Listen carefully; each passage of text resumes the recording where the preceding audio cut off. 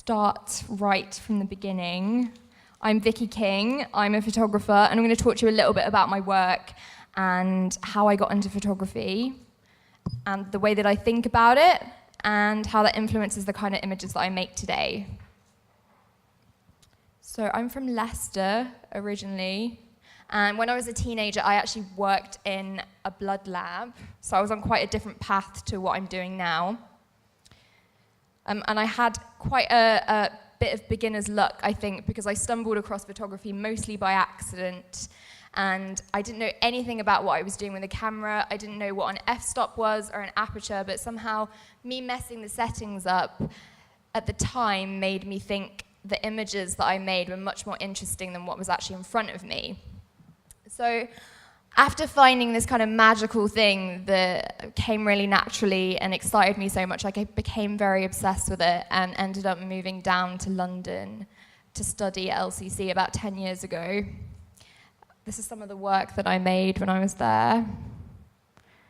Like, I became really obsessed with lights and almost thinking about it as this like higher power in the images, like this kind of spiritual entity, and what photography was literally made from.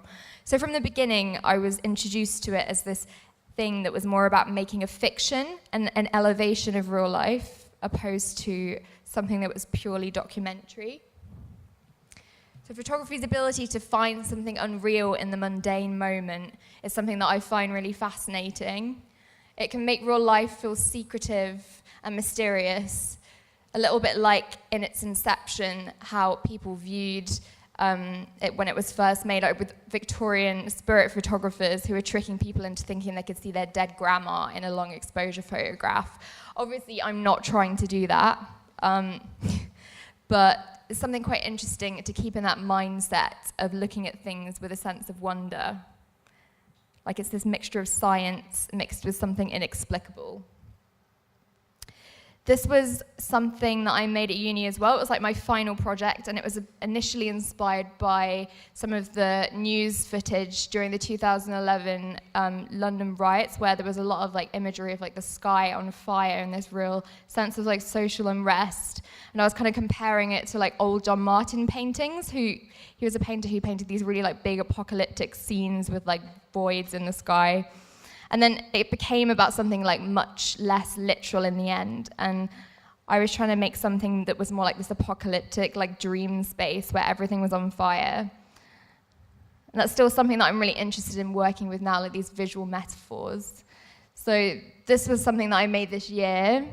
I went on a bit of a trip that was very unplanned to the Shetland Islands in January, where they have this fire festival called Up Heliar, and it's to mark the end of the Yule season, where all of the men in the island dress up as Vikings and then walk through the streets like with burning torches. So I took a flight up to Aberdeen and then took a ferry for 15 and a half hours over the North Sea in January, which was completely traumatic. Literally, like, glasses were just falling around on the floor, and like people were like falling off their seat, and I just spent essentially a whole day trying not to throw up on myself. So I got there, and then it was just this tiny little island where we're just being battered by the elements from all sides. Maybe this is one of these pictures where the story is like more interesting than the picture, but I'm like, I toiled for this, so I'm going to put it in. And I only managed to get one image when I was there because it was just raining so much. I was standing there by myself, and I was thinking, how do press photographers do this? I don't know where I am or where to stand from. But it looked absolutely magical. This is another one that I made more recently. And then going back a little bit to when I left university, I thought, okay, I really need to try and keep making images. Like, that's my main prerogative. I mean, when you leave, like, you're not necessarily equipped to become a photographer. So I got a job at a studio, and I very tentatively started working in fashion. I thought that was an interesting way of like applying some of the things that I was already interested in with making work, like making something that was more fantastical and about the body and surface and light. So this is some of the fashion work that I have made.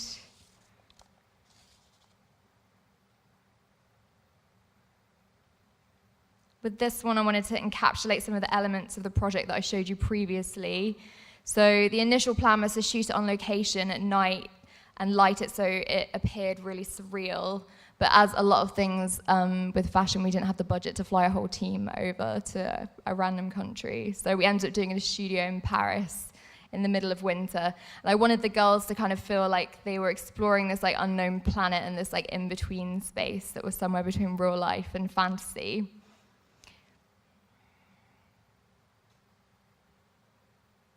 So as well as like making things out of nothing, photography has really given me the opportunity to travel to some amazing places. One that I'll go into in a little bit more depth was this one that I shot for Modern Weekly. We went to Iceland. I think when you're in a new place, you're naturally experiencing everything on like a higher sensory level anyway, but I wanted to capture the beauty of like the sublime natural elements, but also from a really human perspective. Like it was a fashion shoot, but we didn't want to use models, so we decided to use Icelandic girls that were friends. It's like 1 a.m. about the night before, and I didn't know who we were going to shoot, so I was like kind of going through Facebook of like the very limited amount of Icelandic people I know, trying to find people that would be up for giving us like a couple of days of their time to come on a road trip with us. And I found this amazing girl, Alma, who was the one lying down in this picture, sent her a message saying, hey, do you want to come on this like ridiculous road trip from Reykjavik across to East Iceland? And she was absolutely up for it. I feel like that's probably not something you get so much in London. Like people seem to be much more up for just going on random trips with strangers there. This is some more pictures from the shoot.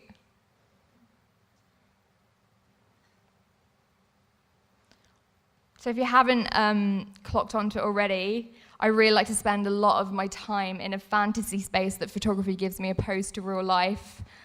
This is another project that I've been working on for about 5 years with my friend Vex, who runs a porn company called A Four-Chambered Heart. And this is another image that we made together. I think it's quite nice to shoot with somebody that you've known for a really long time when you're sort of like working with different people every day as well. So it's that creative connection of like having a long history with somebody and understanding each other and the way that you like to work and where you come from. So we kind of created this like anti-gravity like void pond, or that's what we wanted it to look like, and have her kind of floating in it. And this was the actual reality, which was a Finding Nemo paddling pool in a kitchen in Leeds. It's a really fetching picture of me in it. So that concludes my talk and all of my evidence that photography is a total lie. I hope you enjoyed it. Thank you.